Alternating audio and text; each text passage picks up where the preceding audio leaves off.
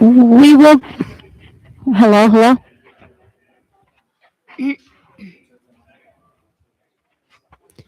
Hello, hello.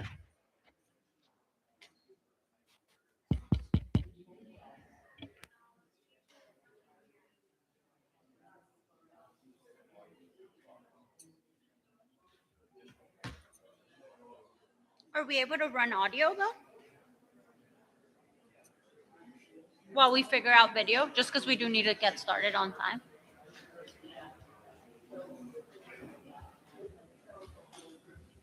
My mic is not working.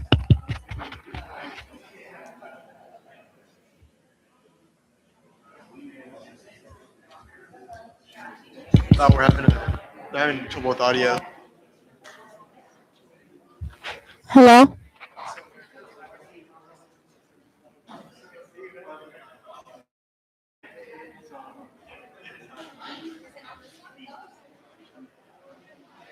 Does Aaron know?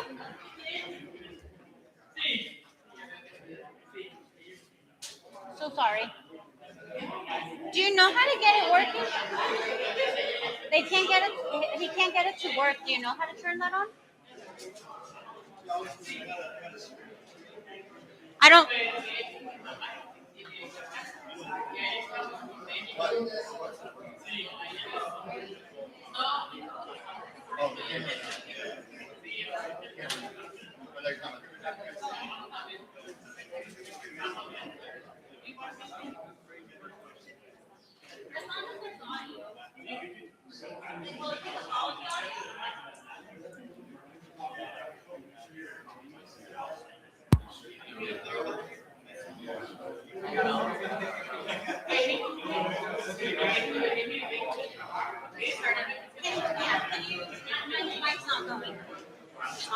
No. Hello. Hello, hello. Hi. That's on. I got it. Hello. Good evening. Hello. Hello. Check, And his is not working either. check, check, check. But that's not working. Hello? Testing. Testing.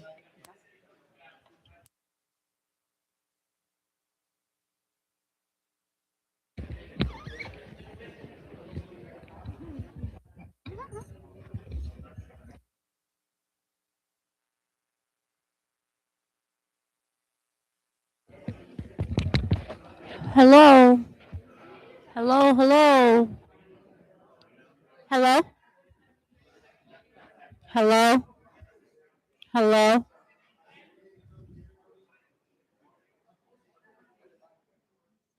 Hello, hello. Hello, hello, hello.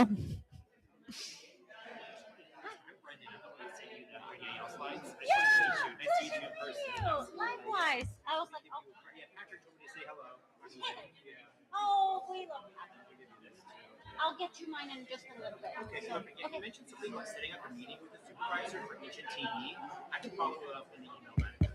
That would be helpful. Thanks, Brendan.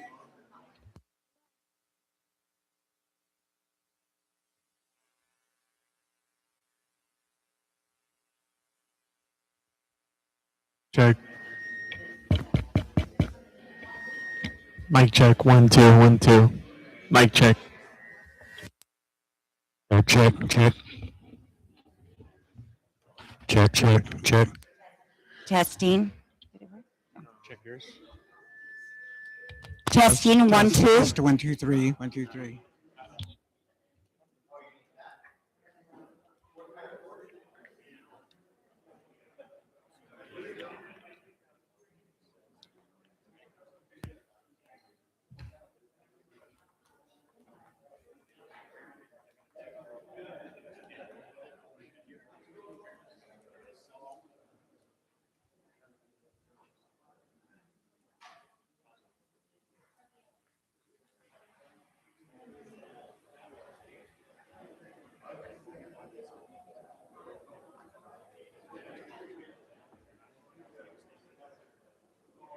Well, I'm going to plug my phone in back here since Testing, testing. we have time. Let me go to the back. Let me go check the back real quick.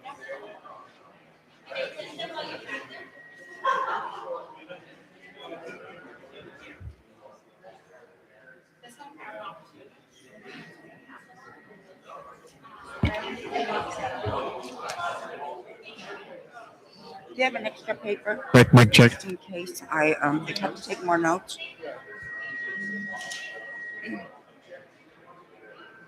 Mic check. Mic check. Testing 1, 2, 3. Testing 1, 2, 3.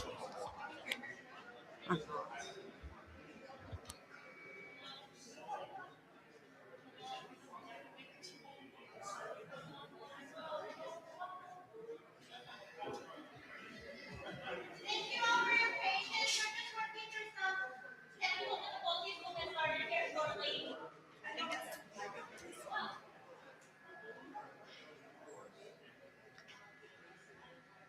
Oh, I gave them my charger. Well, I don't think this one has a charger.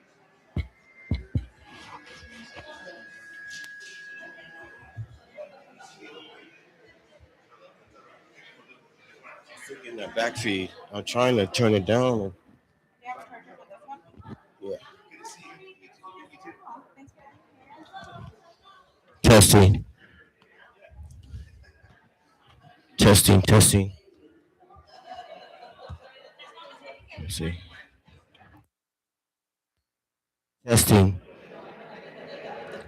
Testing. Testing. Testing. Testing. Mic.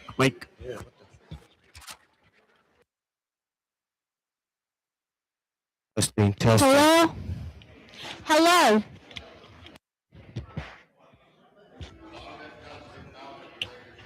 Testing. I can yell. Testing. 1, 2. 1, 2.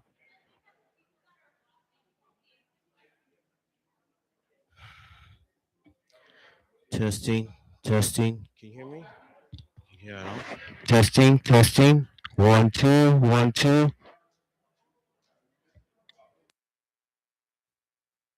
Testing. 1, 2. 1, 2.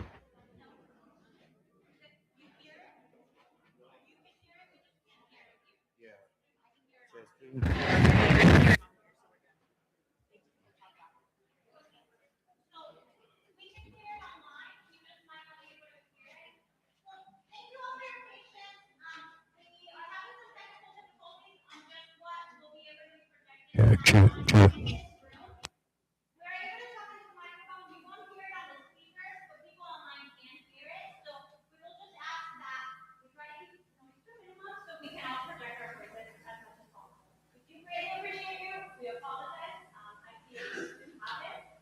But at this time, we will go ahead and have we'll go ahead and run our meeting. Unfortunately, Angela and Angela planned and Teresa, although we're not able to join us this evening, but we do have Alejandro who will be joining us. So still speak into the mic, but also project your voice if you can, please.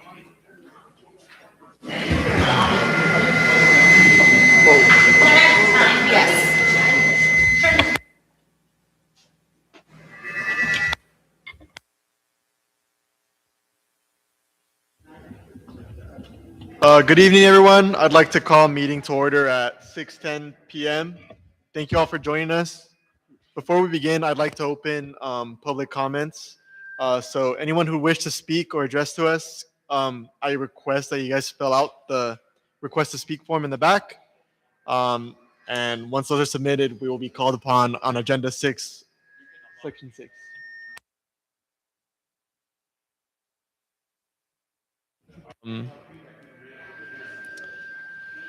I'd like to begin with the Pledge of Allegiance. Joe, if you'd like to lead that for us. Everyone, please rise. Face the flag to our left.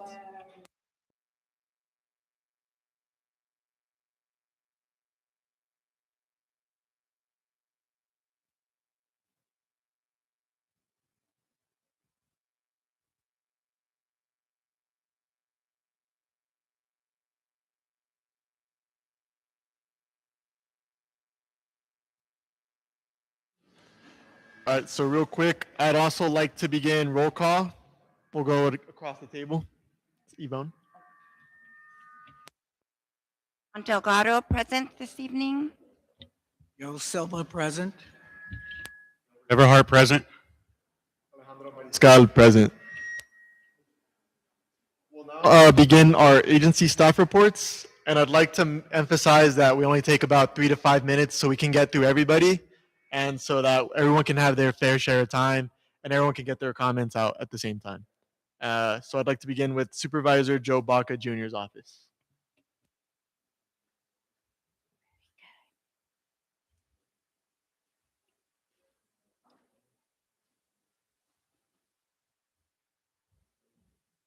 Hello, good evening, everyone. My name is Jessica Andelon, and I'm with Office of Supervisor Joe Baca Jr. First and foremost, we want to thank everybody that attended our Earth Day event here in Bloomington. We were able to clean up a parcel on 7th and Locust, as well as we want to share a little bit of a success story. So our code enforcement had been working on an encampment in a trailer that had been abandoned on the same parcel.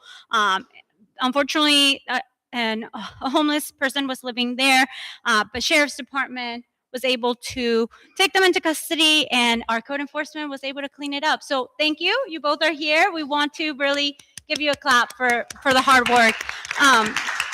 It had been taking a little bit of time, just because the process takes a while, especially when it's on a private property lot, but they were diligent on making sure that they saw that through. So thank you all so much for the work. We also would like to say that yesterday we had the opportunity of having a check presentation at our animal shelter on Valley. This was a $2 million contribution from Congressman Aguilar's office to be able to continue the construction of that animal shelter with the completion of spring of 2027. So more to come on that. I know that on the note of encampments, there had been a couple of concerns near Cedar Avenue and the I-10. Our as partners at SBCTA have completed the work, and we want to thank them, as well as Caltrans Encampment Cleanup Team and CHP for their coordination and partnership in helping address the encampment activity on the north side of Cedar. The installation of the new access doors and the cleanup efforts are going to continue to improve our safety and secure our area. I know this is something that happens often because you guys do bring those concerns forward to us. We do appreciate you sharing that with us. We always try to work with our partners to making sure that that gets cleaned up as soon as possible. And again, we appreciate your patience as we know that that can take time sometimes. Additionally, we have been in talks with Southern California Edison in regards to their PSPS and how that has been a concern for our residents. We know how much that impacts all of you, especially Bloomington being one of the areas that gets shut down whenever there's any weather. But they are going to be having information community meetings both on May 19th and May 21st. We will be posting, helping them reshare the QR code to register for these meetings. This is an opportunity for you to be able to share any input that you may have and get signed up for a lot of the resources for reimbursement parts of it, as well as being able to understand. Unfortunately, there's no SCE representative today, but please do sign up for public comment so we can take down any information and send that over to them. Additionally, we also want to note that we will be going into our summer season.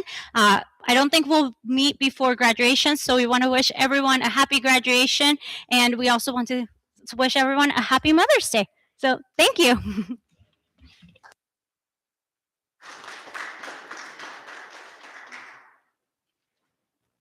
Real quickly, I'd also like to remind everybody that if we have any individual comments with any of the staff, to please take it outside to avoid any noise pollution in here.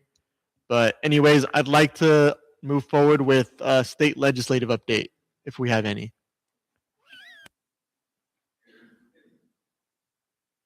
CHP, any update?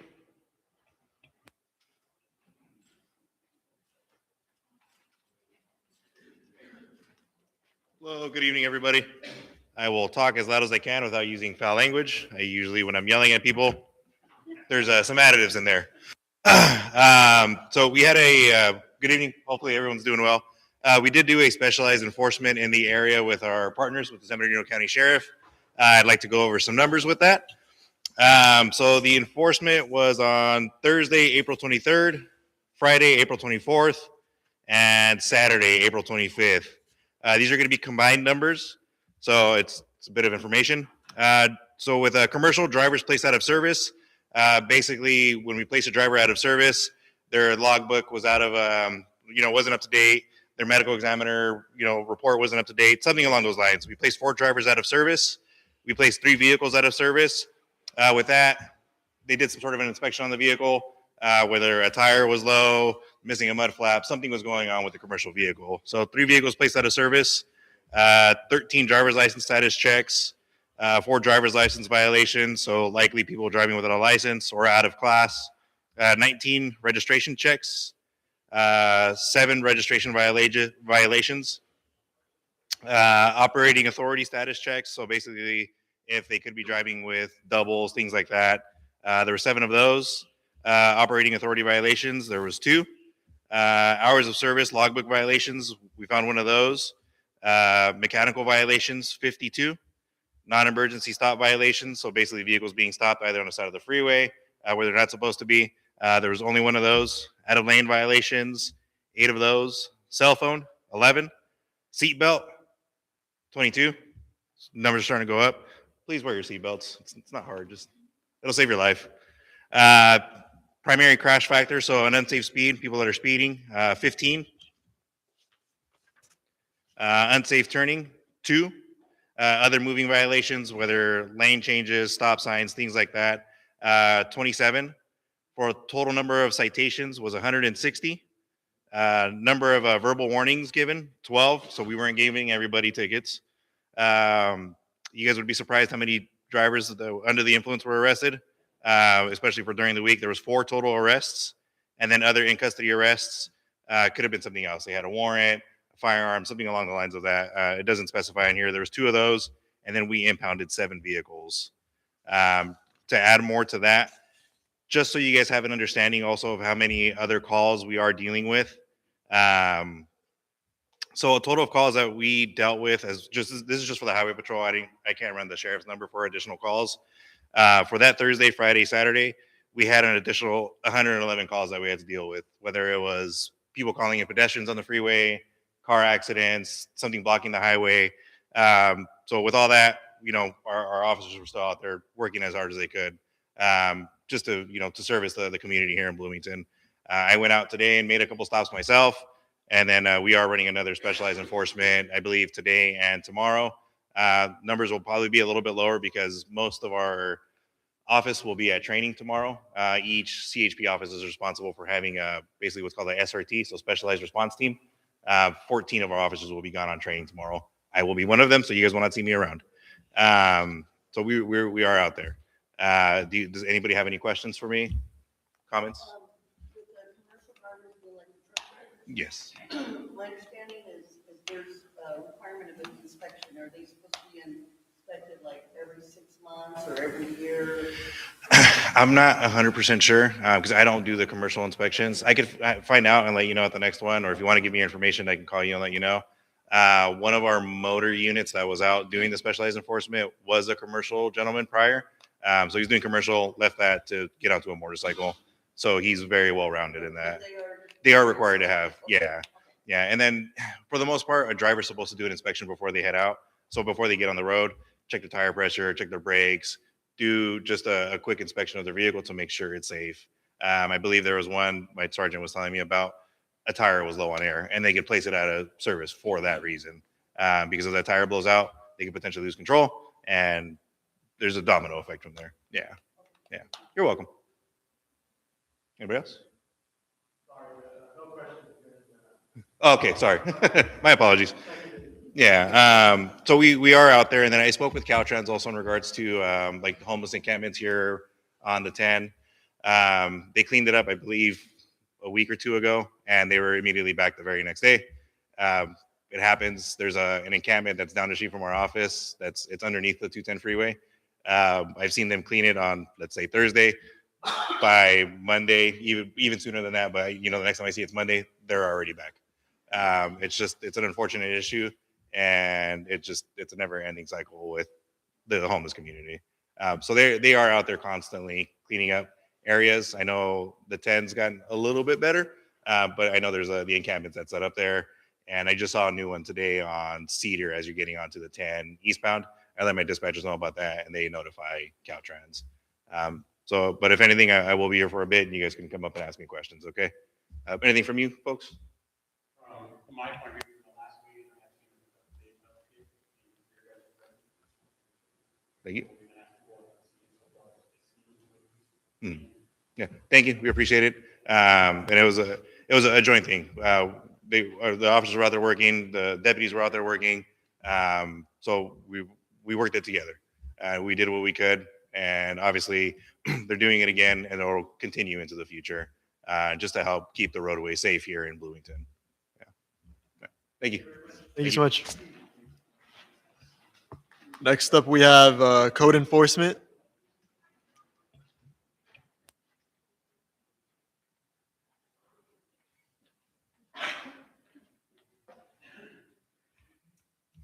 Hi, everybody. I'm Senior Officer Nicole Gonzalez with Code Enforcement. Code Enforcement administers programs designed to protect the public safety, welfare, and property value through enforcement of San Bernardino County ordinances and state and federal laws relating to land use, zoning, housing, public nuisances, and vehicle abatement within the unincorporated areas of the county.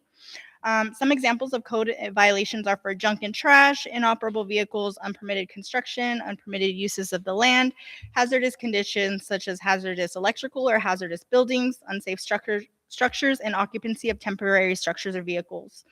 Other services that code enforcement can help the community with is removing illegal dumping. If you see any illegal dumping, you can report it to us along with the location and a brief description of what's there. And we will coordinate removal either with our work release program or through Public Works. Code enforcement removes tires. If you see tires dumped, you can report it and we will coordinate the pickup of the tires. Same thing, just try to give us a location and a general number of the tires. And then we also have graffiti removal where we are able to, we have contractors that go around and cover up the graffiti. To submit the complaints to us, we are open Monday through Friday from 8 a.m. to 4:30 p.m. Complaints can be given over the phone at 909-884-4056. In person by visiting our office, which is located at 268 West Hospitality Lane on the 3rd floor in San Bernardino. You can also email us at codeenforcement@lus.sbcounty.gov or visit our website. There is a link to submit the complaints via our website at lus.sbcounty.gov. And then just to go over a couple of things that we had in the community this past month, we did join Supervisor Baca's office with the Earth Day celebration on 8th Street. Had a community cleanup that day, which was located at Kessler Park. At the community cleanup, we collected 20.49 tons of trash, 4.64 tons of tires, 47 pounds of e-waste, and we serviced a total of 118 vehicles. And then last thing is, you may have noticed there's trucks out on Valley Boulevard almost on a daily basis. We've been taking a focused, proactive approach on Valley Boulevard as it is the main street through Bloomington. Proactive efforts include trash removal, reporting graffiti, tire picks up, and educating the public on temporary signs, banners, illegal food vending, and anything else that we see out there. So if you see us, feel free to stop us. Just remember to keep being diligent with your reporting on all the other issues. Does anybody have any questions? Sorry. If you guys have any questions, please have them outside with Officer Nicole. But thank you so much for the Earth Day, and thank you for doing what you do. Thank you so much. I think, were you going to say something? Sorry. The last couple of meetings that pallet yard was brought up on Linden between 7th and 8th, it was handled. It looks like it was handled at least. It looks like it's cleared out. Thank you very much. Has there I had talked to you out at the cleanup. Is there any progress on the huge pallet yard on Santa Ana in between spruce and larch? So my team's going to be out there tomorrow. Perfect. Okay. Okay. Just curious. Thank you very much. You're welcome.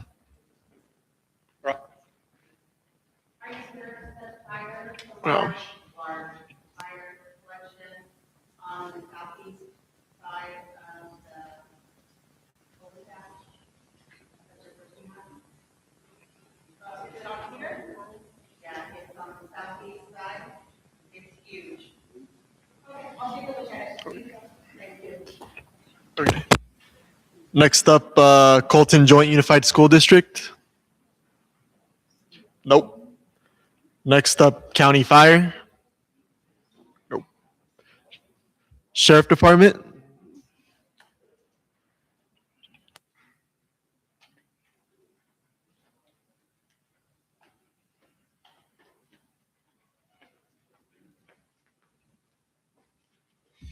Good evening. Can you guys hear me? Every time I come up here, I do this wrong. Can you guys hear me this time or? Gotta yell?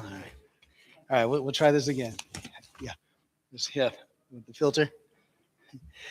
All right, I'll try and keep this kind of brief, but I got a few things. We, over the last week and a half, we've been working with our Crimes Against Children unit from stationed downtown.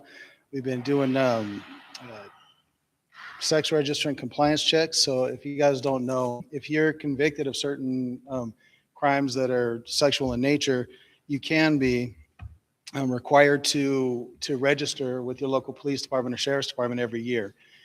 We go out and we will verify that the information that was given to us is correct. So if a registrant comes in and gives us an address, we will physically at some point, at least once throughout the year, but we try to go multiple times, go to the house and verify that that person in fact lives at the address they're giving us and that their phone number is correct and the vehicles they give us are correct. We verify a lot of their information. So that's part of what we did during that last week and a half, 2 weeks, was checking on all of our registrants. And I'm pleased to report everyone we checked on was where they were supposed to be. So that was a definite plus. Usually we get a couple that aren't. We also, during this, we were working on our Crimes Against Children has child pornography that we investigate. So based on those investigations, we did 3 search warrants and arrested 2 people for violating child pornography laws. And there's a third, but he was a juvenile, so he got cited out to court. So that was it for that. But that took up a lot of effort, but overall was a very good operation. We've had a lot of issues down in the southeast corner of Bloomington, down off of where Riverside, Colton, and San Bernardino County all meet, down off of Aguamanza, Brown. There's a homeless encampment down there, and we're getting a lot of stolen cars down there. We're finding stolen cars that are burnt down there, a lot of copper theft, a lot of buildings or warehouses being broken into.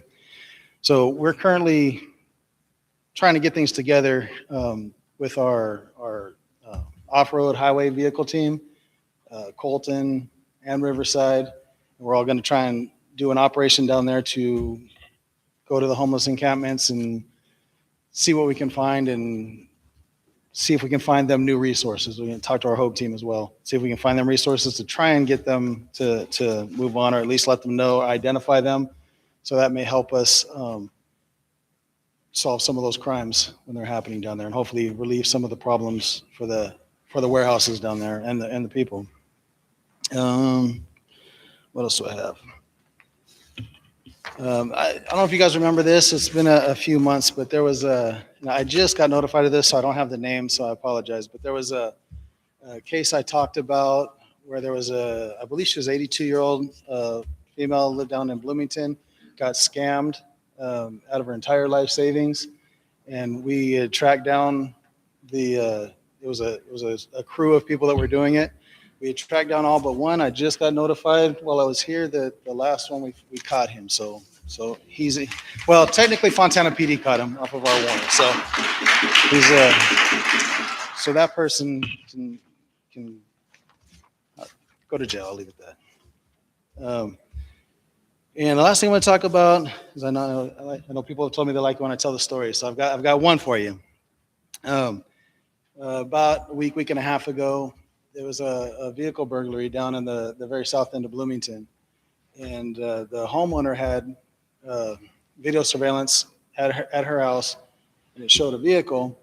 We couldn't get a plate off of the vehicle. However, the flock cameras, when you see the car leaving her house, 1 minute later, from the video, the time there, 1 minute later, we see a matching car with some distinctive features on a flock camera about a minute away from the house. So it matched. And at that time of the day, there were no other cars moving.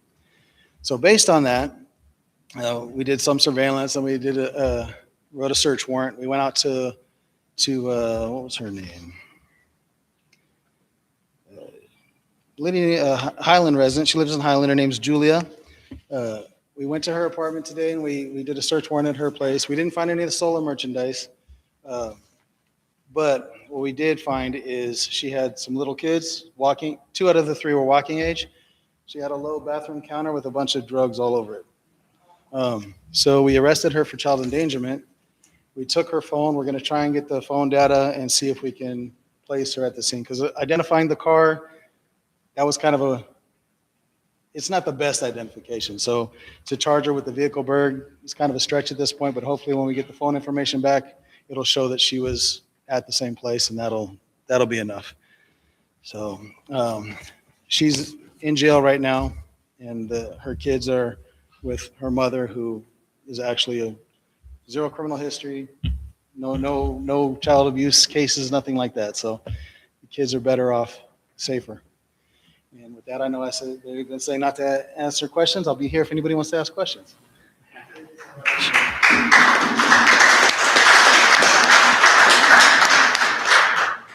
All righty. Next up, special district.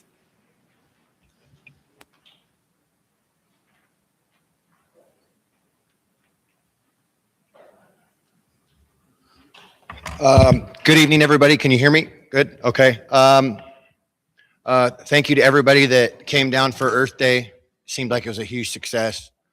That field looks much better now. We also had the statue ribbon cutting a few weeks back. Also went really well. A good hope for Bloomington is they remain, knock on wood, graffitied. So that's a good thing, undisturbed. They look great at the front of the park. It really makes that parking lot pop. For the next 6 to 8 weeks here at Ayala Park, there'll be construction as they add the new swing and shade structure, as well as all the new picnic shelters throughout the park. We're adding 5 or 6, but there's going to be construction. So when you come into the park, just be aware. There'll be fenced in areas, but the park will still remain open. It'll just be a little weird for 6 to 8 weeks. This next Friday, we have a sold out event for our senior prom. All the senior citizens that attend our lunches here weekly and some guests will be attending next Friday and be going to their senior prom. Over 100, it'll be 128 total tickets sold. And it should be a really fun event right in here. Decorate it and red carpet, the whole 9 yards. So super cute, super fun event. And then in June for Father's Day, we are having a father-daughter dance also right here. So if you have a granddaughter or if you have a daughter, we'd love for you to join us for a night of dancing and just overall youth and fun. At the next meeting, I'll have our summer concerts in the park series released. We do have 3 nights this year in August. They are on Wednesdays. We have a classic rock band, we have a salsa band, and we have a country night. I will have flyers and more information about that here for the next meeting. And then lastly, it's actually going on right now. Every Wednesday night, there's a women's group that meets here called She Runs. A young lady from that lives back here, she started this walking group at several parks in the Inland Empire. And she built up quite the following. So now there's probably 60 or 70 women out there walking or running right now. It's pretty cool. It's free. It's just a great opportunity for other women to recreate with other women and create relationships and confidence from beginner to expert. So if you want more information about that, please feel free to contact the recreation department. That's all I got.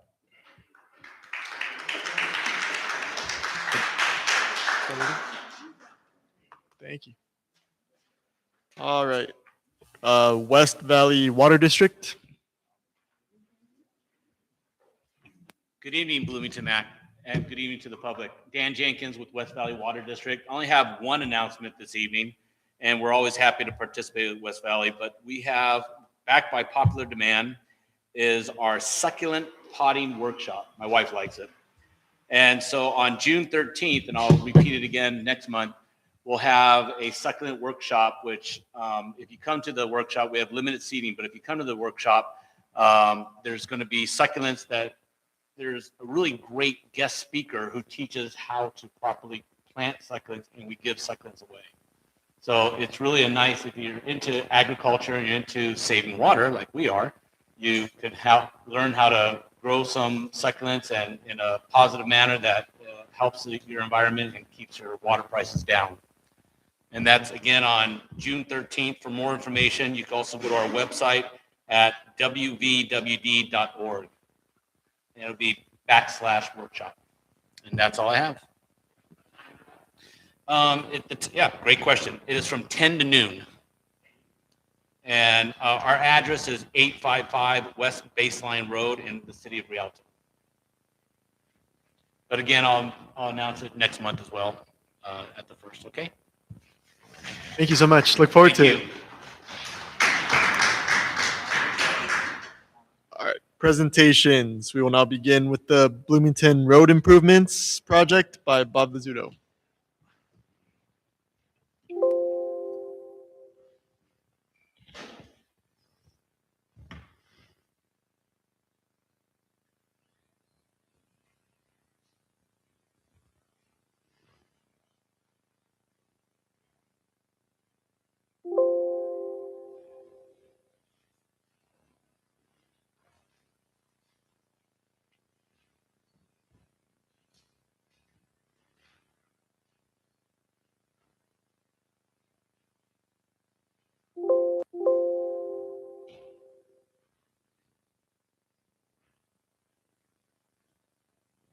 Okay, I'm here for the road improvement project. Next slide. And as you know, we're working on Locust. Locust can theoretically be opened in May, but we've had some questions about opening it then because the first portion of Edison's work is right in the intersection of Europa and Locust. And we think we want to hold off doing that work in there. Edison get in there and move their pole, and that'll delay our work going in there to finish to open it up. But also we put out a notice to close Armstrong, and we got a few negative feedback from people. They didn't want it closed, because Armstrong, if you close Armstrong, you got to go up if you're coming from the south through over to Sierra, and it's kind of a hassle. So we're looking at, this has happened this past week when we heard from Edison, possibly leaving Locust closed a little bit longer, letting Edison get into the Europa intersection at Locust and do their work, and then possibly opening up Locust in June. So we're in between either May 18th, like we said, or maybe in June. So we're still trying to figure out the best way to do that. Next slide. That's what Locust is going to look like when it's done. One thing I did notice is there's no telephone poles there on the left. There will be a few. Those poles that you see way down there continue to come toward us. Next slide.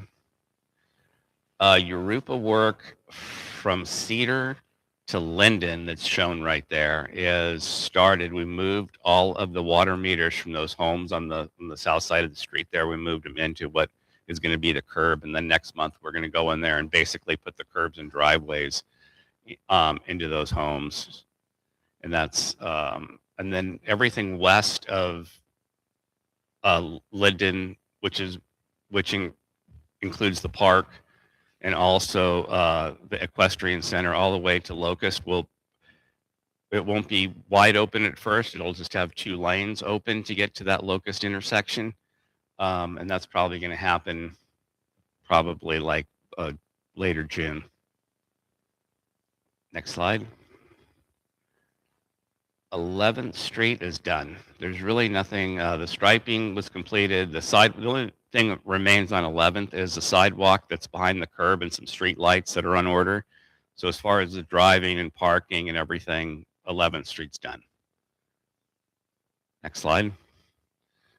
Like I said earlier, we're really looking at Armstrong to kind of compress the time that's closed. That's the last portion of the project. So once we get to the point where we're in at Armstrong, that's pretty much when all the road work and curbs and everything are going to get completed, and we're waiting to do that last.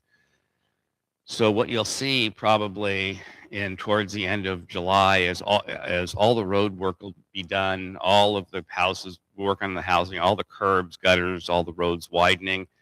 What we probably won't have for a few months is signals. So you might have like 4-way stop signs until we get all this. We'll have all the underground done for the signals and everything, but to order those signals and get them approved by the transportation department, which we've done, quite a while ago, it still takes a long time to order those signal poles and everything and get them installed.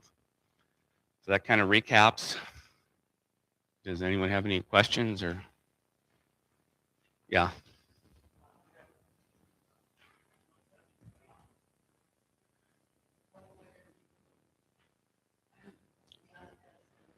Underground, or is that too expensive? That's their decision. They tell us if they want to underground them or not, and they did not want to. So they also, just a kind of a note, is what we're moving is both transmission lines and distribution lines. So when you deal with Edison, they have a transmission department and a distribution department. So we're kind of dealing with both to make that happen. And so they don't underground distribution lines, or transmission lines. Any other questions? Thank you. Thank you so much.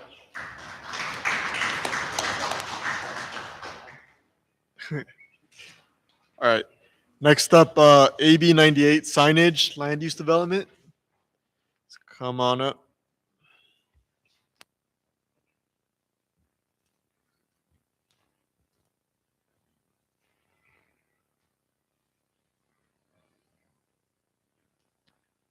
Good evening. My name is Sean Johnson. I'm with San Bernardino County Department of Public Works Traffic Division. I was here last month for our presentation. So I wanted to give a little bit of an update of what we've done so far. We recently met this week with the Devore community, and then a couple weeks ago we met with the Muscoy community. There's no truck routes proposed in those locations, but they did provide comments. And we provided in the sign plans, and so they have the opportunity to also provide comments. We are taking comments through June 3rd.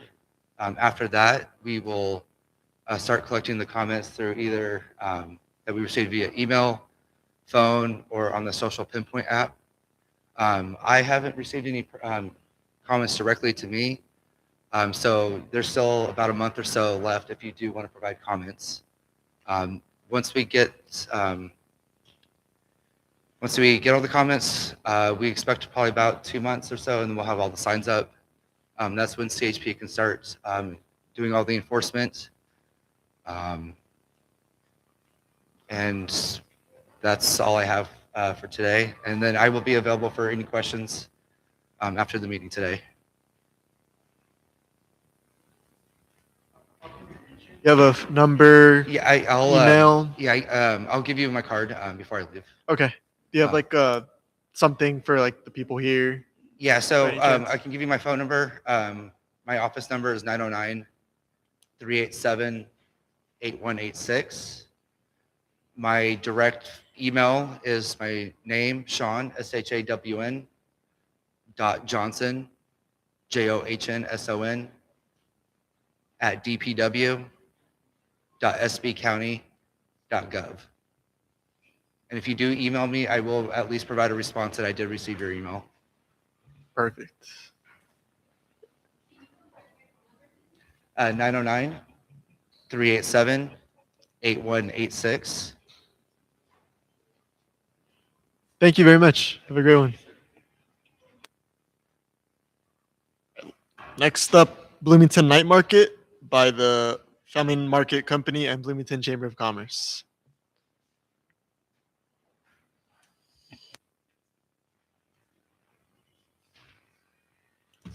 All right, hello, residents and the board. My name's Angel. I'm one of the board members for Bloomington Chamber of Commerce as treasurer. So what we we're a nonprofit and we're here for the community. We're for everybody, and we do at least a workshop and a social connection twice a month. And what we want to do is we've been planning this with Mr. Aaron Spear and Julio for the beginning of this year, and we want to make it exciting. We heard the requests. What's there to do in Bloomington? Maybe after a baseball game or Friday Night Lights. So this is what we're gonna do.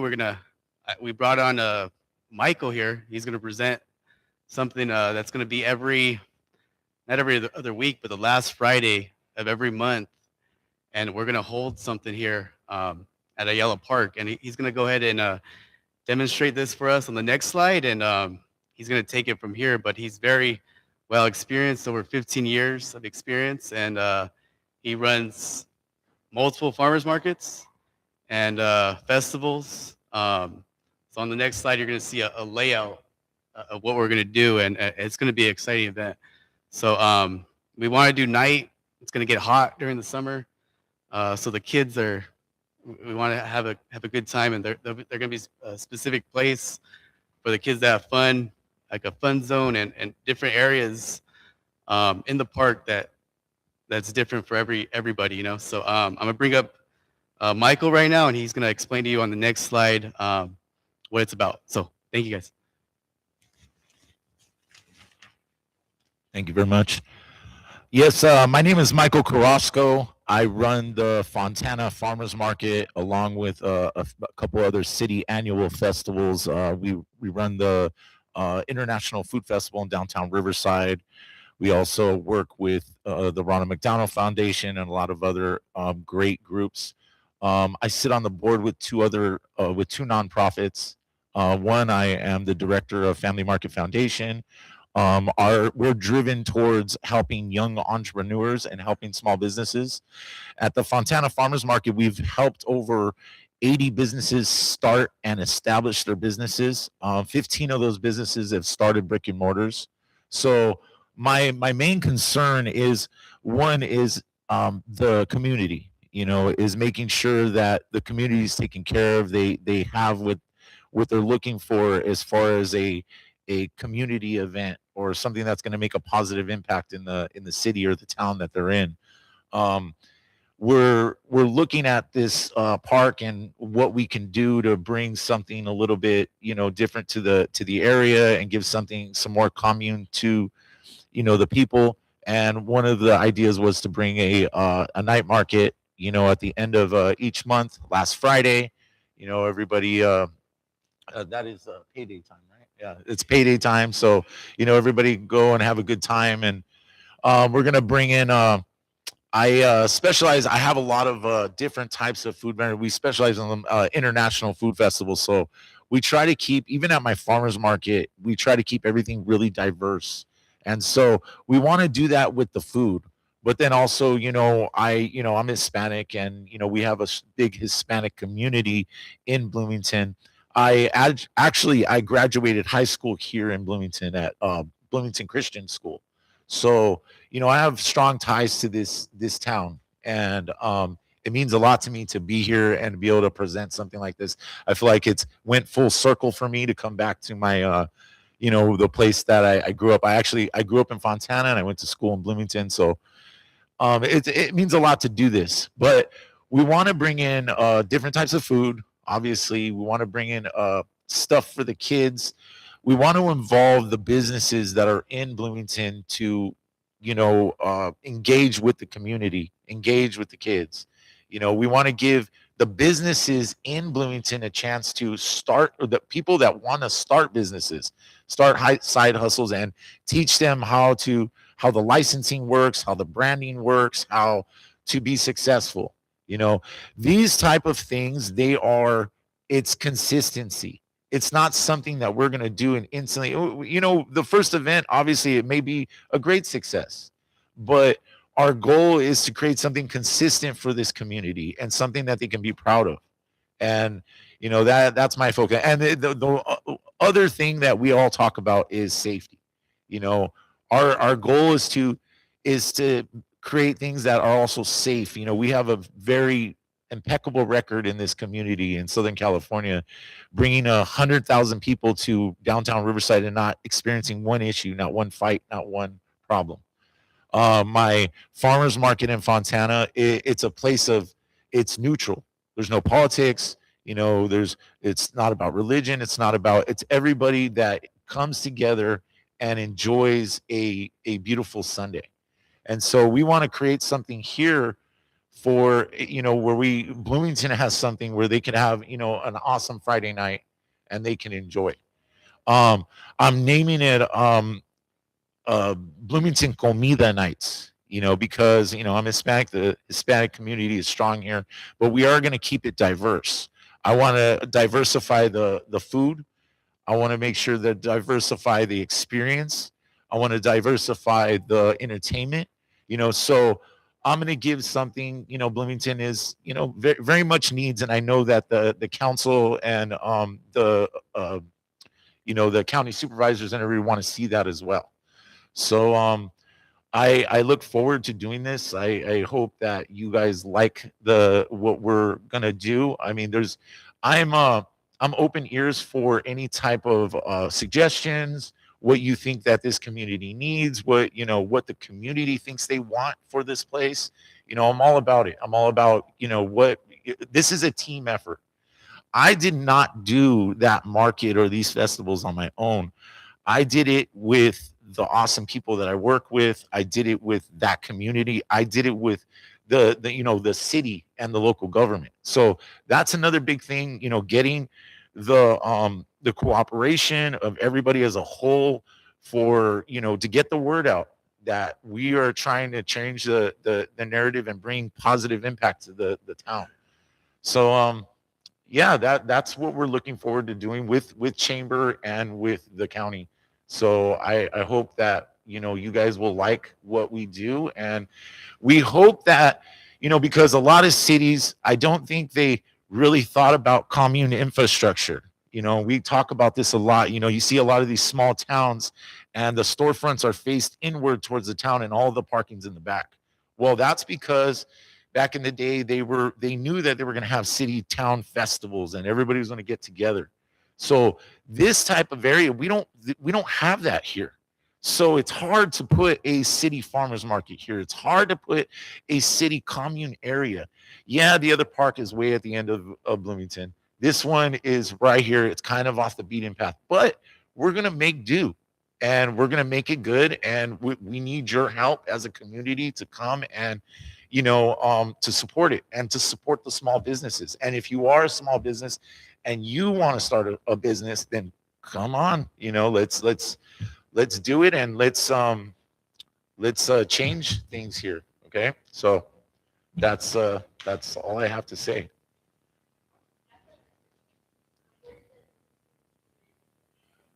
We will have all that information available right after we're done with this meeting.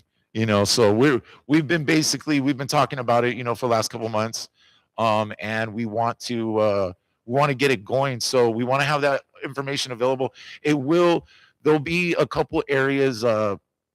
ManageMyMarket.com is one of the platforms we utilize for our markets to be able to make it easy for the community to sign on. And then also my contact information is also available for the public.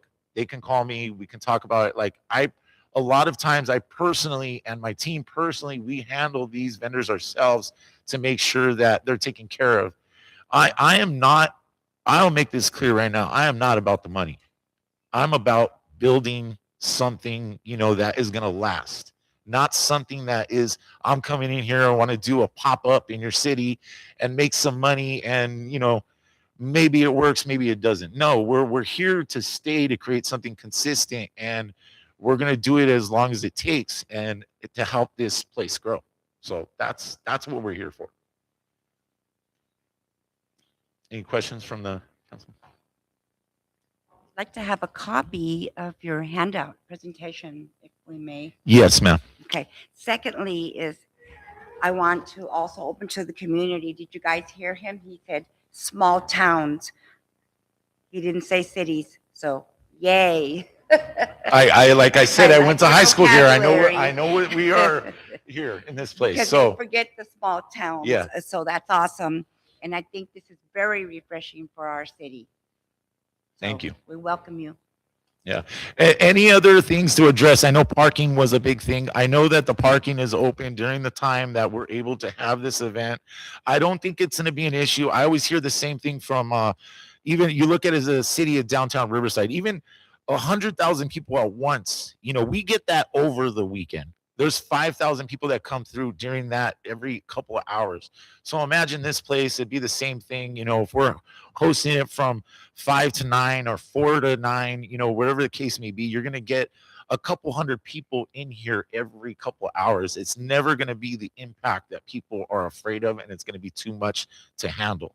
And if it is, those are good problems to solve. So, you know, we'll look forward to that, you know. Yes, sir.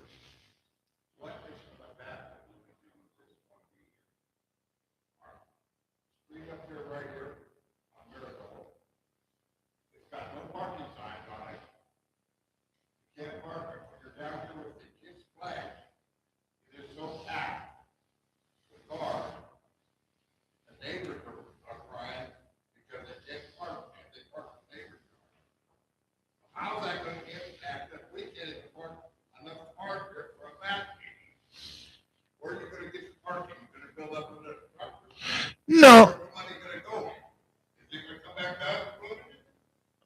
No, there's a lot of ways that we solve those issues where we can put up certain areas where we're like, hey, you know what, you can't park in front of these particular houses. In front of the area, we're going to leave most of the parking for the public. And so it's only no parking from 6 a.m. to 11 p.m. Isn't that what it is, right? Or is that 24 hours?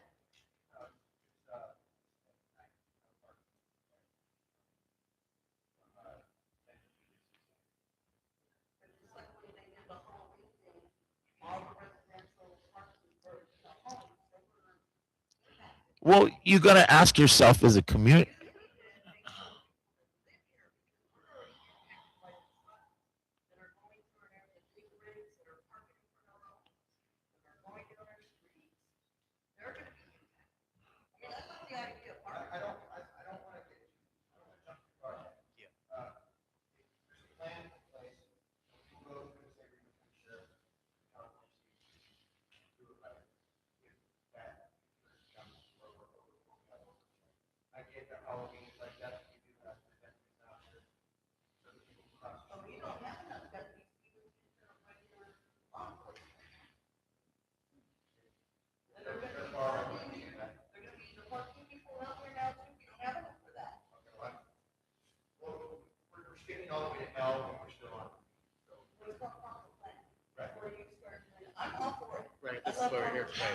You know, and we have similar issues when it comes to like the park in Fontana. You know, there's certain areas like on Knox Street where community goes there. They're not supposed to park there, and we battled that out. It all comes down to enforcement and, you know, educating the community. You know what I mean? It really does. You know, if you create a good plan and you create a good system, and people will start showing respect. People see me online a lot. I'm very informative with the community by letting them know, hey, you know what? These people, they don't like that you're imputing in their area or you're parking on this side. Let's show some respect. We do that a lot, and it works, believe it or not. So I'll do my best, and with, you know, the county, to make sure that, you know, we're not impacting in a negative way. That we're gonna try to, you know, there's gonna be things that are gonna come up, but we'll do our best no matter what. And you guys are always able. I'll be coming back to these meetings. We'll be able to address and rethink things that's going to be better for the community. And again, I want to point out, if it don't work out here, we can move it to Kansas Park. So. Yeah.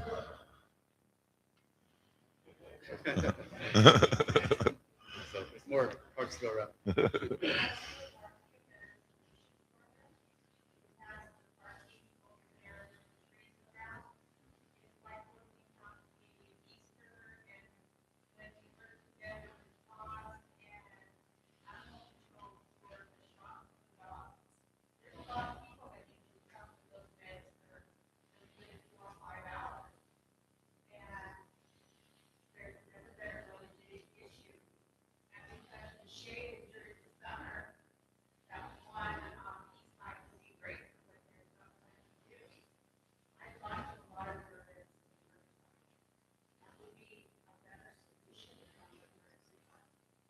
Yeah, we're looking at because obviously when you're doing something over here on this side of the town, the other side of town's going to want something as well.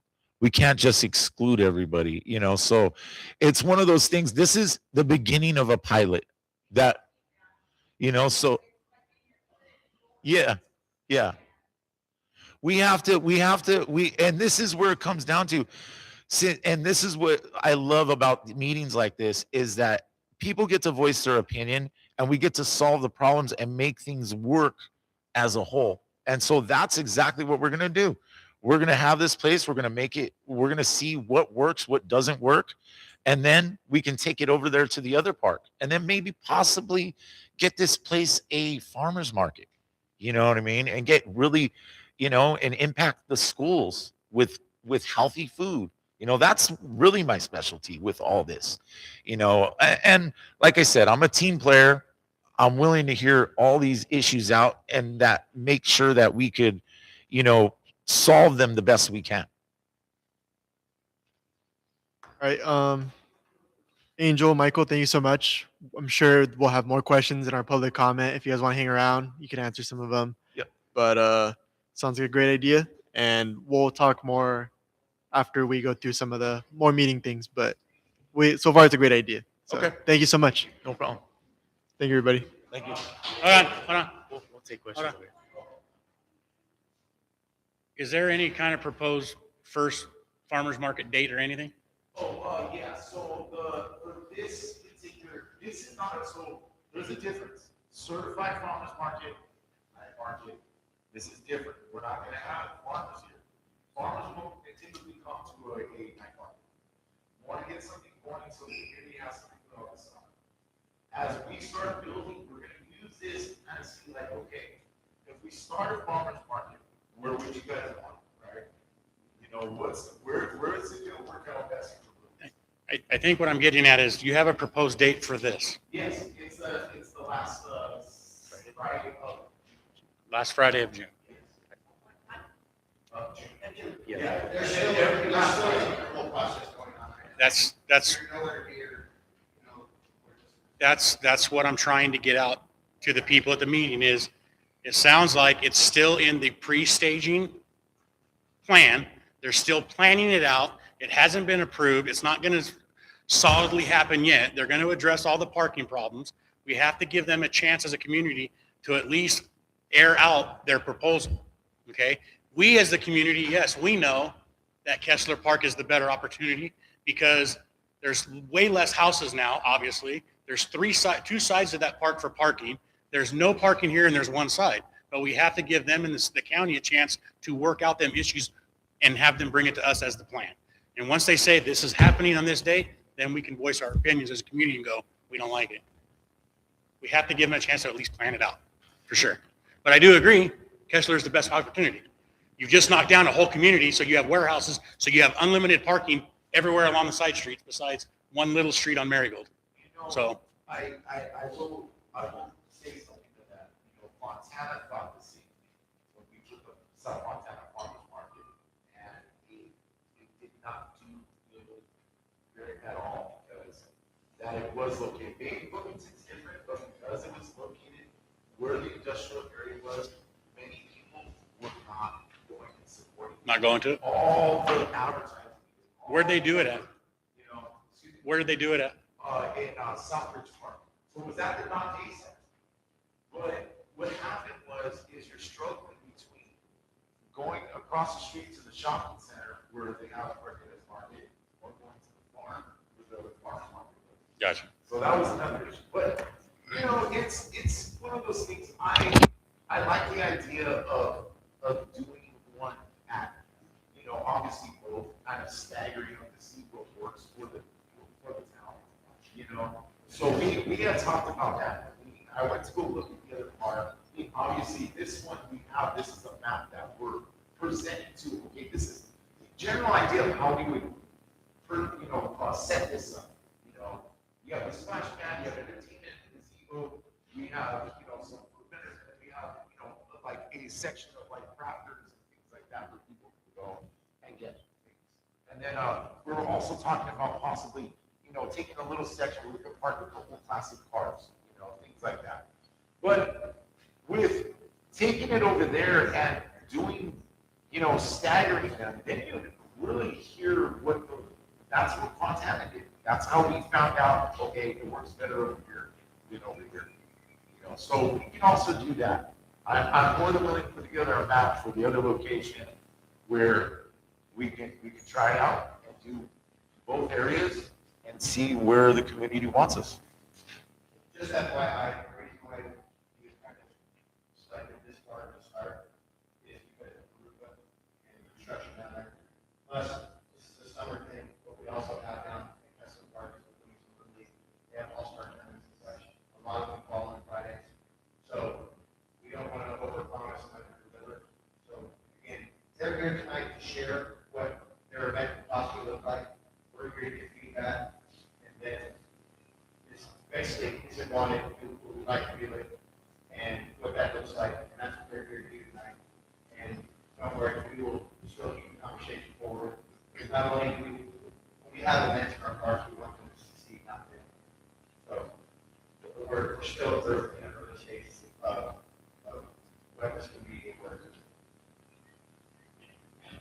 Thank you very much. If you want to ask a question, can you save it for public comment? We have to get going, and everyone has a lot of comments as well. So sorry, Efren, but we'll get you next. All right, thank you guys so much.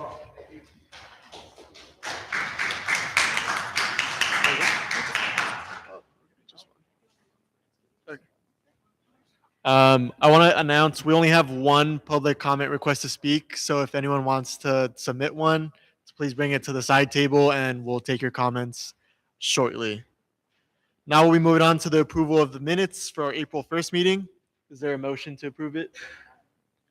Joe Silva motions. Second? Gilbert. All those in favor? All those opposed? Approved. All right. At this time now, we will now be moving to public comments. We will also be closing the submission to request to speak forms very shortly. I want to remind everybody we have 3 minutes per person. I want to remind my members that we will not be engaging in discussion. That will be saved for our designated time after we announce the old and new businesses. We'll begin first with Dave Jane.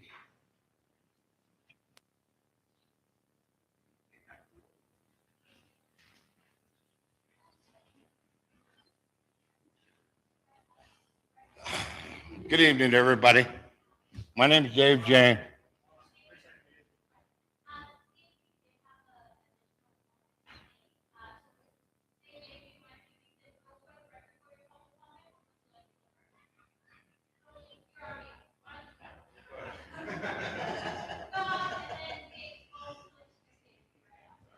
I can go home, really, and I can stop going to Bloomington and stuff. I'm a very entrepreneur in this town, and a lot of people know me, but I'm very vocal. I'm very vocal, but I have a few comments that I want to make sure that every third Saturday of every month, there's a ride. I'm gonna take my teeth out. There's a ride out there like at Bloomington at the park. It's for the Jim Cannon show. You guys, somebody made a mistake, and I don't know who did it, but my ride had to be canceled last week because they said there was a dump day on it, and then the next day they said it was the next weekend, and it got confused. We had to refuse it. So now I'm going to end up with 2 rides in August to make up my one day that we lost. Now, if you don't want me to use the park, tell me and I'll find us someplace else to go. Because it's really not fair. They don't keep it clean as much as I used to have it cleaned. He's doing the best job he can with what he has, but there's a lot of weeds around there that stand up, and with a lot of homeless there. I've had the sheriff's department there looking at it and taking care of it, but we've had a lot of homeless down there. They stole all my copper and everything out of my building. Okay, but Aaron's doing a good job. I'm not saying nothing about the park guys. They're doing the best they can with what the people we got. But we do not have enough park people to work. He's got to share back and forth, guys, and we need to figure out a way to get him an extra person or something to work this park and that park, because he can't do it with just two people, guys. It's hard because he's got the seniors in here that's every week, every day that he's got to clean up afterwards, and then they got to go somewhere else and help. And it's not right. It's not fair to them. Okay? So we need to work on that. Other than that, I don't have anything else, but like I said, we need to do that. And October 24th is my handicapped kids, needy kids, welfare kids, all the kids riding horseback are going to be there that weekend. Please show up, okay? And I'm nothing against the Chamber of Commerce, but we've had one here before, and they didn't do nothing. They caused us more stuff than it's worth, okay? And that's why I'm against them. I'm sorry, okay? Thanks, guys. Thank you, Dave. CHP, real quick.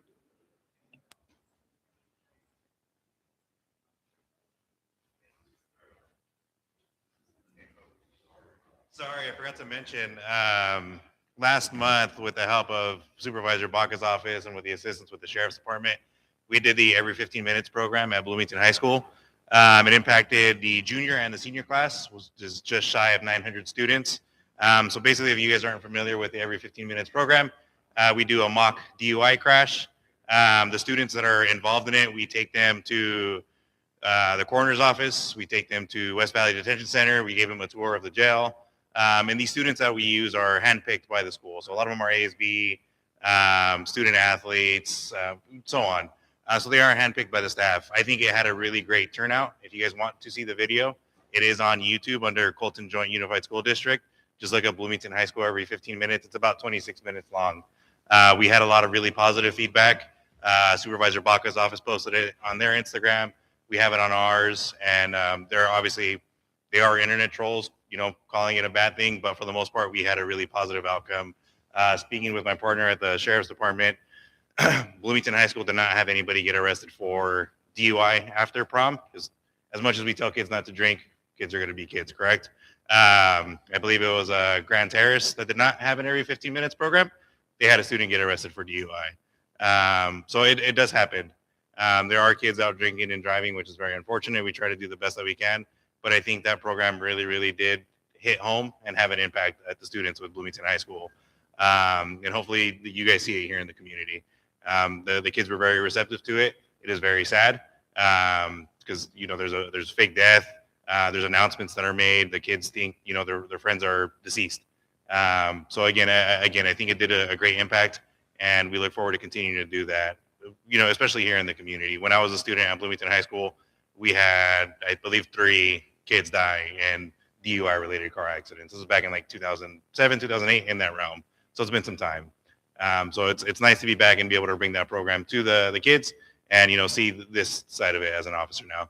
But thank you again. If you guys want to watch the video, it is on YouTube under Colton Joint Unified School District. It's about 26 minutes long. If you guys want autographs, because I'm in there, I will sign for you. Totally kidding. I make a couple of quick appearances because I'm the gentleman that's arresting the drunk driver. So again, I will sign autographs. But thank you again. Sorry I had to interrupt your guys' time.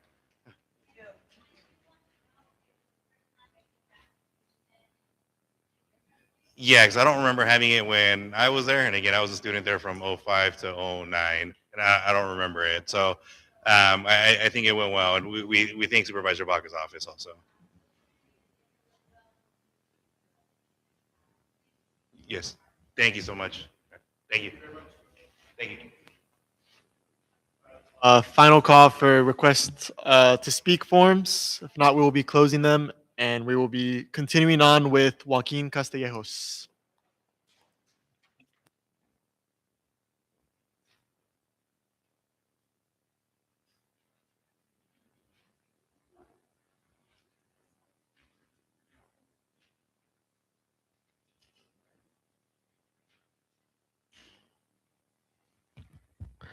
Good evening.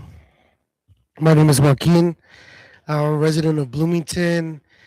And today, one of the main things I want to comment on is just how long these construction projects have taken. I live near the Locust project, and um, we've had a lot of delays. And I appreciate that Bob comes out here every month to present about it. But one project that we have not heard about in a while is the 10 freeway, the bridge project, and I'm wondering if the county could get someone to come out here and speak about that. I recently saw an item on the county agenda of like an extension for 5 years for funding for the bridge project. And just, I'm not sure what that means exactly, if they're planning to extend it for 5 years, but if that's the case, our residents here in Bloomington have been facing these delays already for over 3 years or 4 years now. And I don't think it's fair that everyone has to lose time. And because, maybe someone is not putting pressure on them, or there's just not enough accountability. And yeah, so that's all my comments for today. I really like the idea for the night market, whether it's here or in Kessler Park. I think it's great to bring some life into Bloomington. But I would love it to be in Kessler Park too. I'll for sure be there if it is. I'll be here too in Ayala Park, but definitely support the idea, and I'm looking forward to see more amazing things happen in Bloomington. Thank you.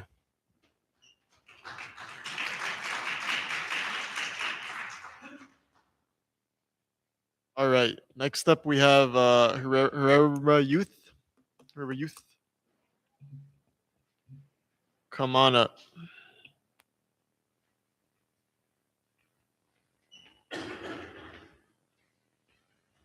Hello, my name is Britain Herma. I'm part of the I am the local Bloomington Boosters 4-H club.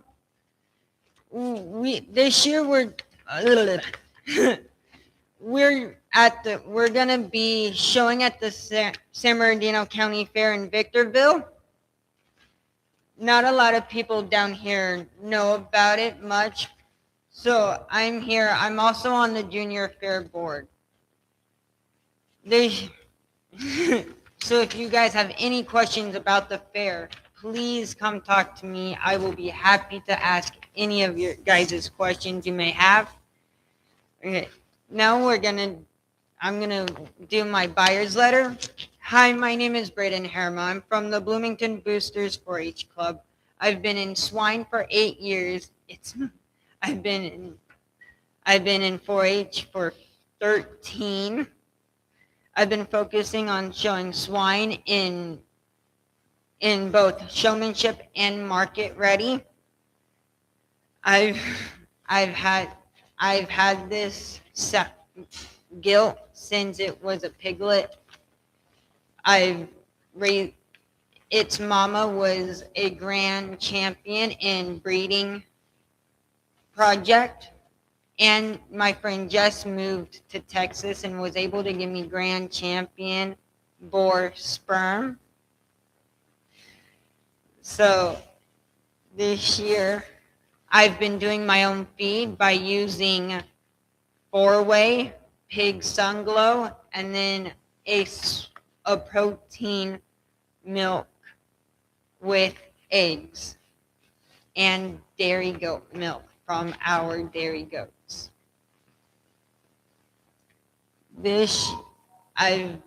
Every year after auction, I put the money I get back into my next year's project.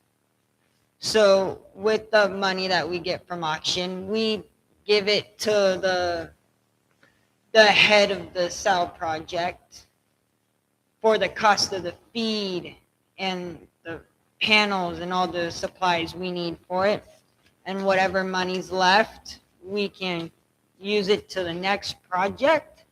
A few years ago, me and my siblings used that money to buy a new horse trailer so it was easier to transport our animals. My gill's name is Rosalie. It is a Duroc.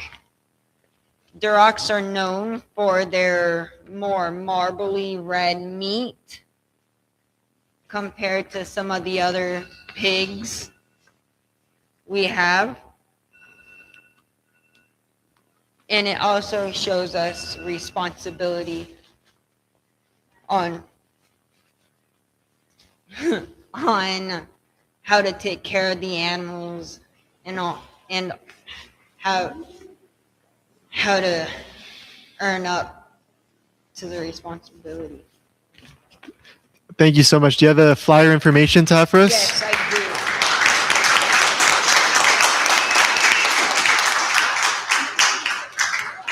do. Thank you so much. With a add-on. Okay. And add-ons are Very nice. Thank you. I'll share it with everyone in the back. Very nice. Great job. Thank you, guys.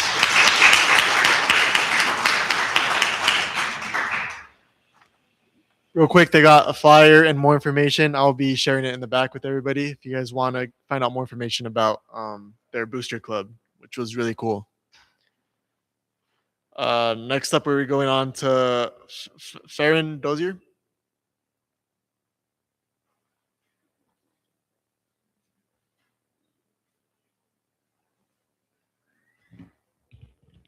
All right, good evening. My name is Farron Dozier. I'm a retired Army Sergeant First Class, 24 years in the military, Fontana/Bloomington resident. I was here when the beautiful monument was unveiled for us, so I'm very grateful for that experience. I am a part of the Bloomington Chambers. I'm the Director of Community Connections, and I'm the new owner of a professional ABA basketball team called the Inland Empire Hounds. I don't know for you old school folks, but we play basketball with the red, white, and blue basketball. Dr. J came from that in the late 60s and 70s.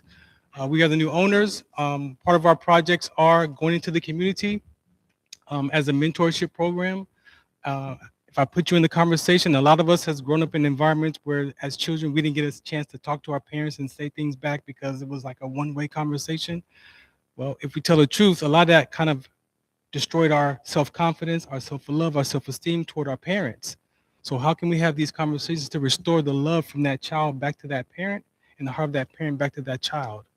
I was able to retire from the military. God has blessed me. It was a medical retirement.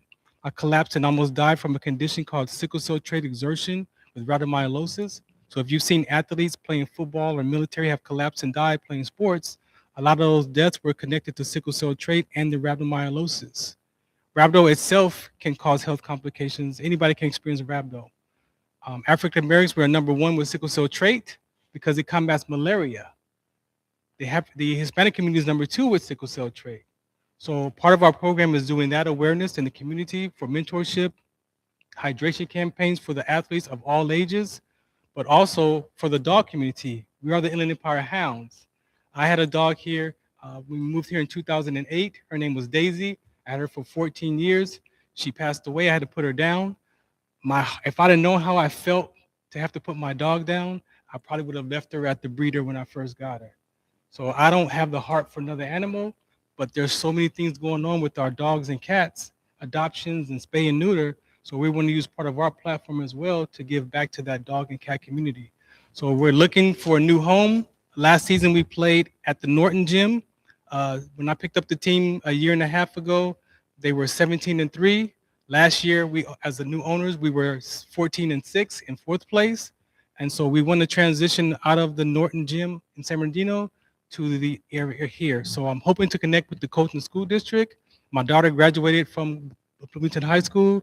She went to junior high school and elementary school here. So I live really walking distance almost to Bloomington High. So being a part of the Chambers, if you ever played or went to the 66ers or the Lakers or Clippers, and you walk in the gym and you see all the banners on there, your business could be a part of that and supporting us and helping us give that funds back to the community.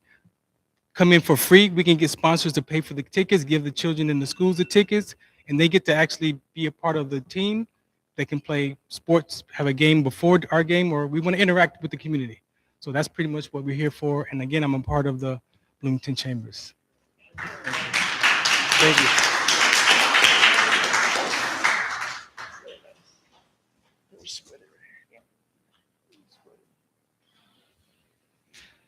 Very nice. Next up, we have Efren Perez.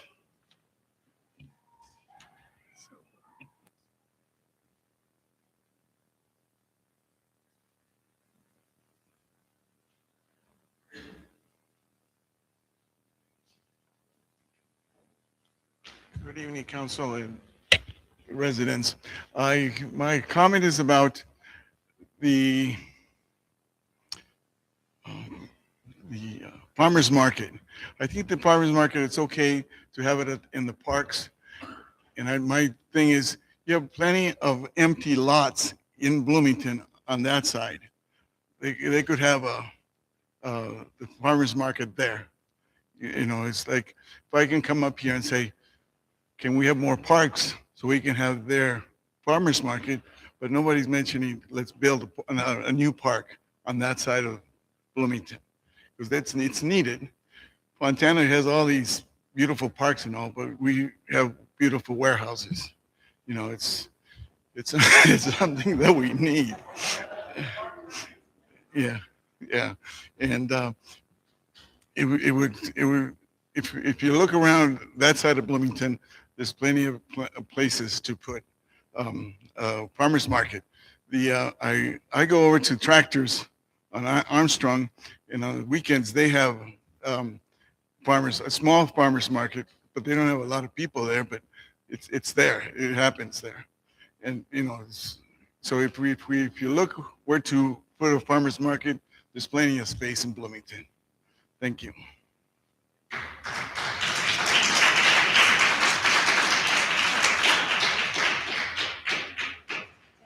We have two more. Next up, we have Patty Silva.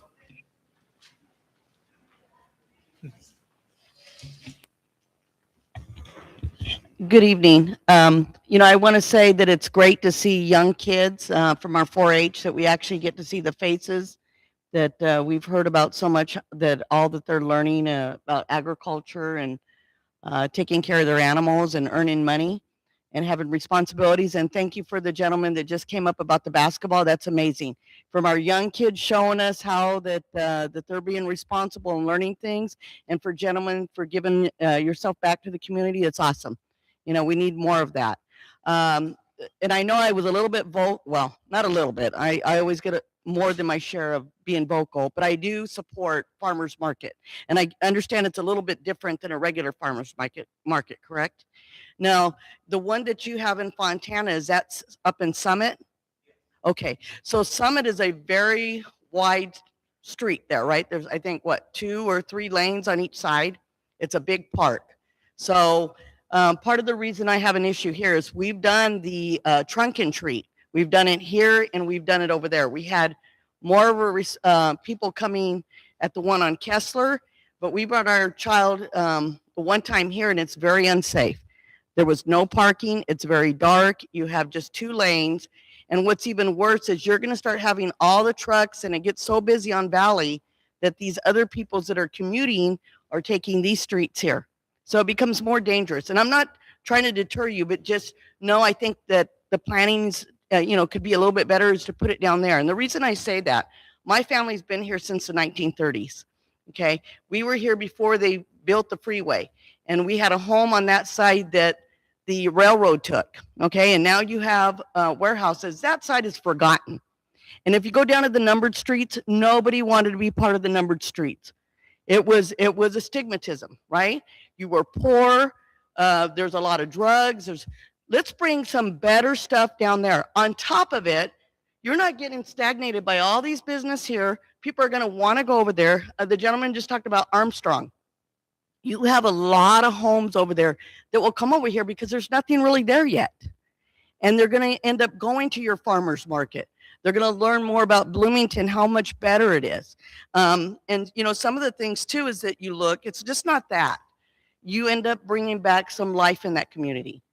A lot of us are depressed about how, look at the ones, all the homes that are gone. That area looks like a dump. It looks like where you would take your trash. Let's bring it back. Let's start having these things so that our community down there actually gets some good treatment like we're up here.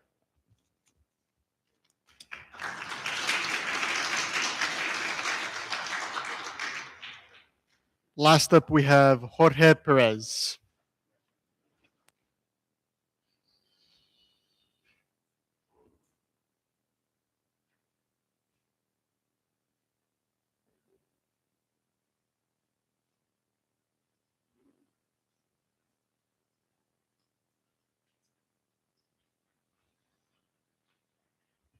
Buenas tardes. Mi nombre es Jorge Pérez y soy residente de Bloomington. Joaquín me va a ayudar a traducir para que quede claro lo que yo quiero expresar. Hello, my name is Jorge, and I'm a resident of Bloomington, and Joaquin will be translating me for me so it could be clear what I'm trying to say. Primero también que den los 6 minutos. Veo caras nuevas en el MAC, los felicito y pregunto, ¿son para nosotros o contra nosotros? I see new faces on the MAC board. Congratulations. But I have a question. Are you with us or are you against us? Espero que nos ayuden en lo que puedan ustedes. Desafortunadamente no pienso que los que estaban anteriormente hicieron su papel como se supone que era para ayudarnos a los residentes de Bloomington. I hope you help us in the issues that we have here. I feel like the previous members have not taken their role in helping the residents of Bloomington. Y ahora lo primero que yo digo, una de las cosas que veo que están muy mal es la cuestión esta de los proyectos específicamente de la Locus, del proyecto del West Valley. Este proyecto de West Valley no estoy muy seguro, pero creo que la primera fase de terminación que dijeron el año pasado, la primera fase se iba a terminar en septiembre del año 25. So the first thing I want to talk about is the projects that are going around in Bloomington, specifically on Locust that's connected to the West Valley. And from what I remember, the first phase was supposed to finish in September of 2025. Después cambiaron la fecha para diciembre 30 del 2025. Llegó diciembre 30 del 2025 y de pronto salió un nuevo letrero que era para abril del 2026. Este letrero que se iba a terminar en abril del 2026, de pronto ya salió otra excusa, otro retardo. Then that was pushed back to December 2025. Then it was pushed back to April, and now it was pushed back again and given another excuse. Y las excusas que ellos ponen dicen que excusas al fin. Ellos como profesionales deberían de tener en cuenta todas las posibles problemas que pudieran tener y dar una fecha, si no exacta, no con meses y meses y meses de retraso. Eso realmente es no aceptable. Se ve que realmente ellos no tienen el problema de los residentes de Bloomington. Creo que deberían en realidad de darles alguna penalidad para que en un futuro estas promesas que hacen las hagan realidad o que se atengan a consecuencias. And they give us a lot of excuses, but they're just that, excuses. They are professionals and they should have known that there would be obstacles along the way and taking account for that. And I think that there should be penalties or consequence for these delays so it won't happen again in the future. And so they know that if it does happen again, that they will face consequences. Eso es acerca del proyecto de la Locus. Aquí la rampa del Freeway 10 originalmente se tenía que haber terminado en febrero del 2024. Estamos en el 2026 y se ve que pues falta mucho. Entonces, alguien no está haciendo su trabajo y realmente ustedes como representantes de nosotros deberían de puchar a los miembros del el board de directores de San Bernardino, porque es obvio que ellos no tienen el problema que los residentes tenemos al día con día. And then we get to the Freeway 10 project, the bridge, and it was supposed to finish in early 2024. Now we're in 2026, and it looks like they're not close to finishing it yet. And I would ask the MAC to ask the board, put pressure on the board to get this project going or to get it done, because it looks like they don't care about us, or that they don't care what impact it has on the residents in Bloomington. Pero, yes.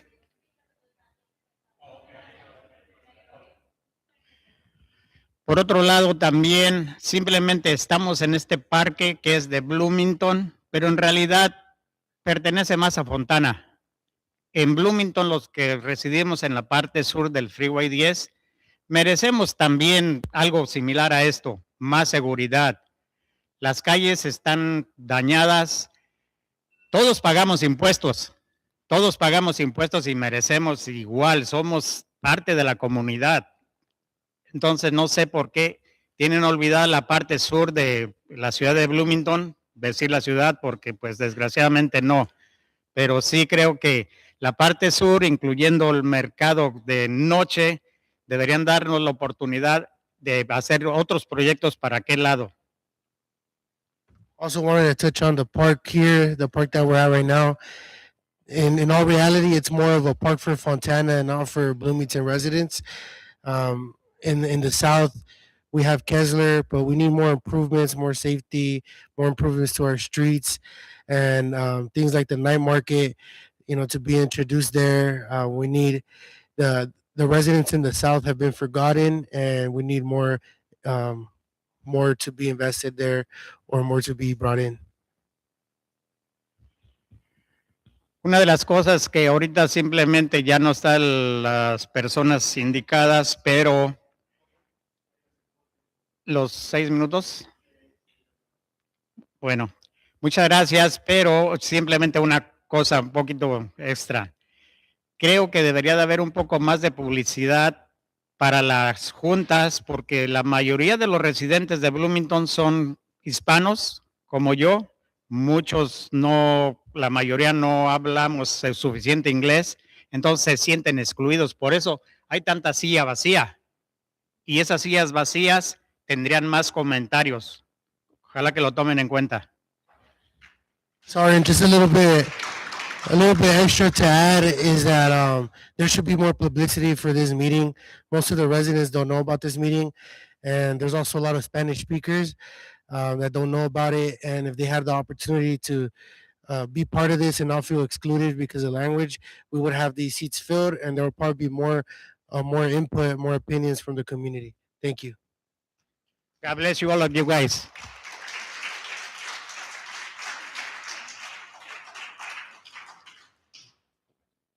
Everybody, we will now move on to our discussion items. Any old business from our members?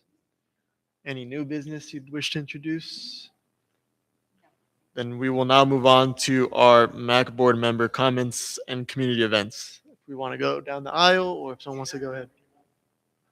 You want to go first? Anything you want to comment? Go for it, yeah.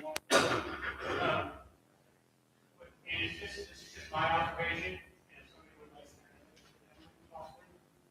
In my opinion, if you watch what goes on in our community, okay?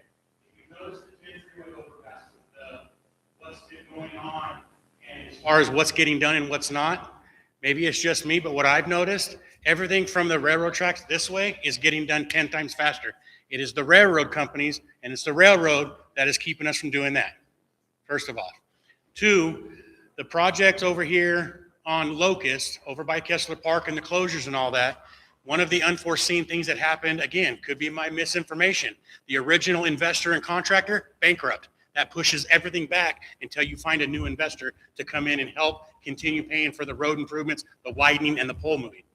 So the unforeseens are there. So some of the reasons and excuses, I'm not going to call them excuses, but some of the reasons that I'm hearing about, they're legitimate reasons. If you're in the middle of getting your home built and your contractor goes bankrupt, your home has stopped being built, who's at fault? You or the contractor. There's only so much the county can do. And I'm standing by the county, but I am also here with my community. I've been here since I was 5 years old. And this is why we all need to come here and do this. Absolutely. But some of these things are just flat out of the county's control. Like I said, you look at that bridge, everything from the railroad tracks north, it's getting done quick. It's widened, the lanes are there. It's everything on that side that's moving at a snail's pace. Everything on the eastbound side, it's horrible to say, but for some reason, the railroad's holding us back. And we cannot get them to get to one of these meetings. We've asked. Can you come attend a meeting? Can you come address our citizens? No answers, from what I'm understanding. I don't even think Mr. Baca gets answers from them very often, right? So, I mean, all we can do is ask. Thank you guys for coming, though, and keep coming, please. Let everybody know in your community. Let them know to come over here. Come and come to the meetings.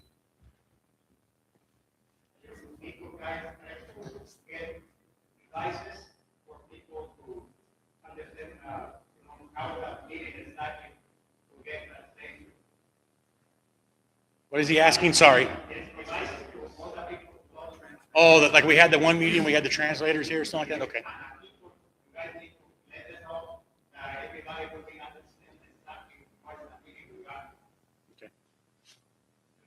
Can work on it. Yeah.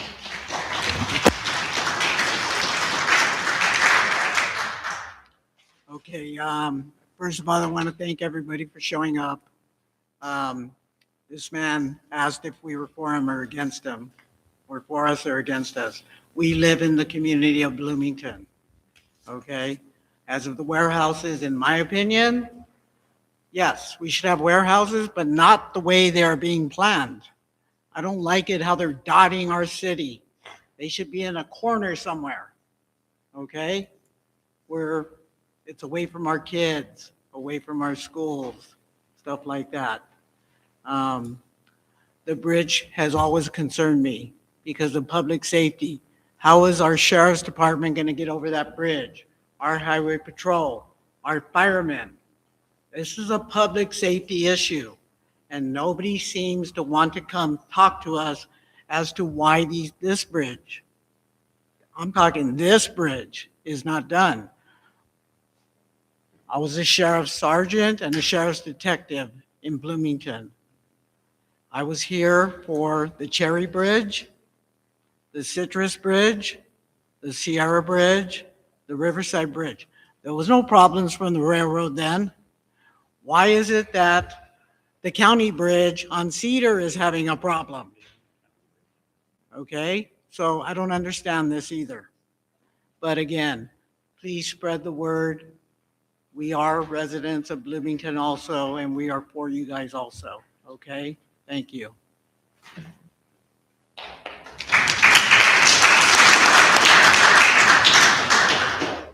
All right, real quickly, I want to highlight our Boosters 4-H Club. They have their meeting the first Thursday of the month at 6 p.m. I want to highlight Braden's gilt pig named Rosalie, who he will be auctioning May 25th, 10 a.m. at the Seals Arena. Please come out. Please help them out. The Boosters is a big community here in Bloomington, and they have a lot of history. I also want to highlight Dylan with an Ease hog in the Light Cross Market. Oh, Light Cross Market hog. It will be over at the San Bernardino County Fair, May 30th at 10:30 a.m. Please go auction, and it could help out their booster club. Adeline has 3 lambs, and she'll be auctioning the lambs or one of them at the same fair, 10:30 a.m. May 30th at the San Bernardino County Fair. Please come and support our boosters. Yeah, just want to highlight that. I also have their sheets here. I'll leave them in the back so you can leave out your information and help them out as well. We want to help them out as much as we can. Okay, moving on. I want to talk about the projects not being honored. You know, we were taught in school, taught in work. If you're not on time, you're late, and that's a fail. This is the biggest thing in terms of school, family, businesses honoring promises. I understand there's a lot of things that are muddied up with the railroad company, which is delaying the bridge being built. But one thing that we value when things happen is clarity. And if not clarity, then transparency. And ultimately, if there's no transparency, then I think we require penalty for something. We can't, like a month or two is understandable, but to go years, I think that makes it very frustrating, especially when we can't direct it towards anyone or anything. It's just kind of like a ghost that we're just mad at for no reason. And I think we as a community deserve that. And I am hoping that we can get something at least point our finger towards somebody and offer some sort of pressure onto them. Next up for the night market, I really am a big fan. I wish we could have maybe two of them. I understand it kind of divides up Bloomington, but I think having both would kind of make it fun, at least like in different dates, different months.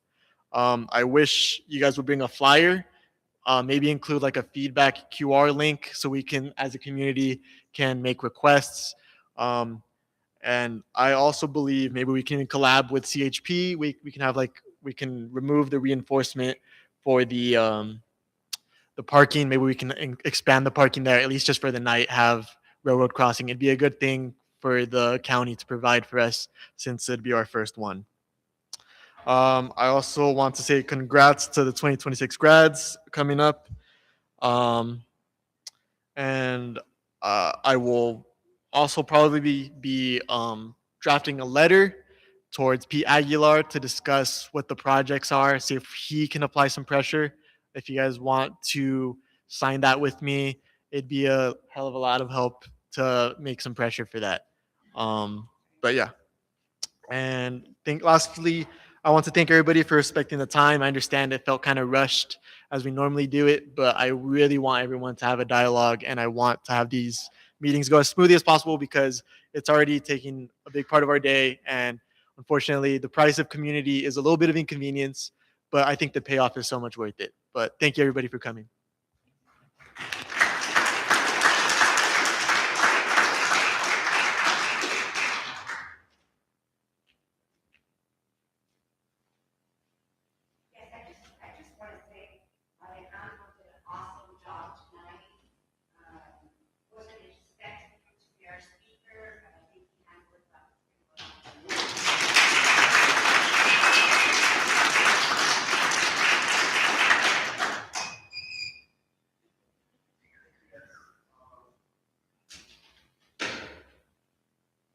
Meeting will be on June 3rd, 2026 here at the Yale Community Center. This meeting is now adjourned at 7:51.